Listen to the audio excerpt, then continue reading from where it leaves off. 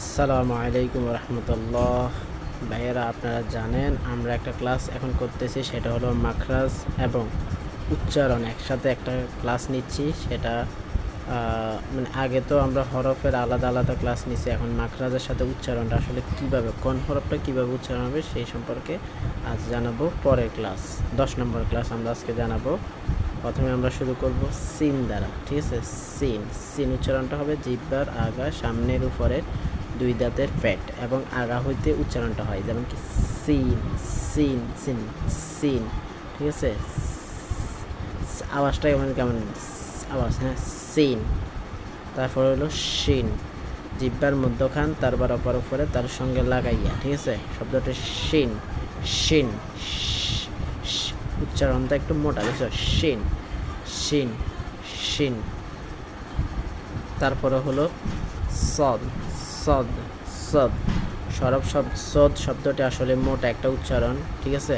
আমরা জিহ্বার আগা সামনের নিচের দুই দাঁতের ফ্যাট এবং আগার সঙ্গে লাগাইয়া, যেমন কি সদ সদ সদ সদ, ঠিক আছে, সদ। এবার আমরা পড়বো দদ দদ দদ দদ। এটা একটু টেনে পড়তে হয়, ঠিক আছে, চারে প্রাণী পড়তে হয়। দদ মোটা উচ্চারণ, দদ দদ। জিহ্বার গোড়ার কিনারা উপরের মাটির দাঁতের গোড়ার সঙ্গে লাগাইয়া উচ্চারণটা দেন মোটা, দদ দদ দদ দদ। ওকে, তারপর হচ্ছে ত ত ত। জিহ্বার আগা সামনের উপরের দুই দাঁতের গোড়ার হতে উচ্চারিত হয় ত। আমরা তার উচ্চারণ যেখান থেকে করছি এটা এখানে ত ত ত ত। এটা একটা মোটা হরফ, ঠিক আছে। তারপরে আছে জ জ জ। জিহ্বার আগা সামনের উপরের দুই দাঁতের আগার সঙ্গে লাগাইয়া, আমরা আগে জোয়া জাল সা, জাল এখান থেকে পড়ছে, সা ওইখান থেকে, তাইলে জ জ জ জ, ঠিক আছে। তারপর আইন, এটা জানিস হলকের মধ্যখান হইতে উচ্চারণটা হয়, ঠিক আছে। আইন আইন আইন আইন একটা পাতলা করে পড়বে, ঠিক আছে, একটু কঠিন বাট আইন আইন। ওকে, এবার হলো ওয়াইন ওয়াইন। গইন উচ্চারণটা হচ্ছে মোটা, আগেরটা পাতলা ছিল, এখন হচ্ছে মোটা, ঠিক আছে। ওয়াইন হলকের শেষ হইতে ওয়াইন খ, ঠিক আছে, ওয়াইন ওয়াইন। তারপর হলো ফা ফা। আমরা এটা জানি 14 নম্বর মাখরাজ পড়ে আমাদের, যে নিচের ঠোঁটের ফ্যাট সামনের উপরে দুই দাঁতের আগার সঙ্গে লাগাইয়া ফা ফা ফা ফা। এটা একটা পাতলা, ঠিক আছে, ফা ফা ফা ফা। ওকে, তারপরে হচ্ছে কফ, জিহ্বার গোড়া তার বরাবর উপরে তালুর সঙ্গে লাগাইয়া কফ কফ কফ কফ। এটা একটা মোটা উচ্চারণ, ঠিক আছে, কফ। ওকে, আরও একবার কফ, আবার একবার কফ, আরও একবার পড়া যায় কফ। তারপর আমরা দেখি ক্যা ক্যা। জিহ্বার গোড়া হতে একটু আগে বাড়িয়ে তালুর সঙ্গে লাগাইয়া, ঠিক আছে। জিহ্বার গোড়া থেকে একটু আগে বাড়াইয়া সেটা হলো তালুর সঙ্গে লাগাইতে হবে, তেমন কি ক্যাপ ক্যাপ ক্যাপ। এটা একটা পাতলা উচ্চারণ, ক্যাপ ক্যাপ। ওকে, তারপরে হলো ল্যাম, 8 নম্বর মাখরাজ। জিহ্বার আগা আর কি, জিহ্বার আগার কিরানা সামনের উপরে দাঁতের মাড়ির সঙ্গে লাগে, ল্যা ল্যা ল্যা ল্যাম ল্যাম, ঠিক আছে। উচ্চারণটা খেয়াল করেন, ল্যাম দাঁতের মাড়ির সাথে ল্যাম।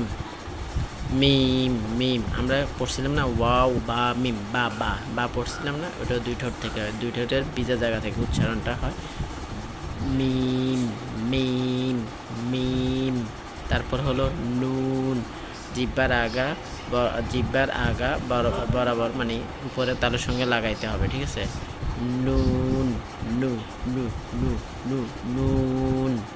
তারপরে হলো ওয়াও ওয়াও, আমরা একটু আগে বললাম 15 নম্বর মাখরাজ ওয়াও বা মিম, ঠিক আছে। এখান থেকে উচ্চারণ দুই ঠোঁট থেকে হয়, গোল করতে হবে wow wow wow wow wow wow wow. Okay, তারপর আমরা দেখতেছি হা। এটা আমরা তো জানি সবাই কণ্ঠনালীর শুরু থেকে হয়, অনেকে বলে হলকের শুরু থেকে শুরু হয়। হা হা উচ্চারণটা হ্যাঁ, নট নট হ্যাঁ। ওকে, only for Ha Ha Ha.